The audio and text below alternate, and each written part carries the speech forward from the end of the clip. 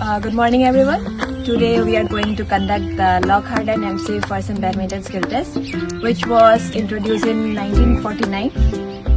The purpose of this test is to evaluate and assess a badminton player's technical skills and overall performance. And the second purpose is that it is designed to measure footwork, agility, stroke tactics and consistency under controlled conditions.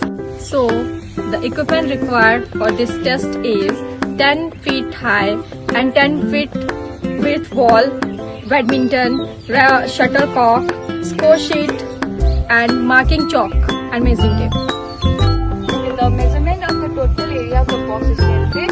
It is divided into two equal halves.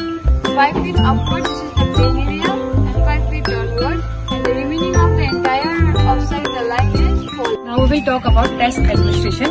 This is a service line and this is a restricted area.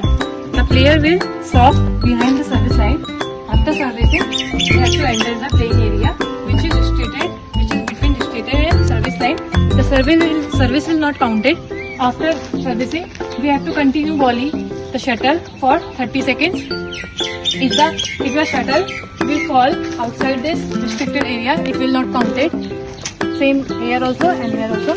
And if your shuttle will fall in front of this restricted line, you have to restart the process again. You have to again come outside the service line and you have to again serve. And again your service will not count it. You have to continue the volley. Your time will be continued. And between the rally, if your leg will cross this line, service line or this restricted line, so the point will not count.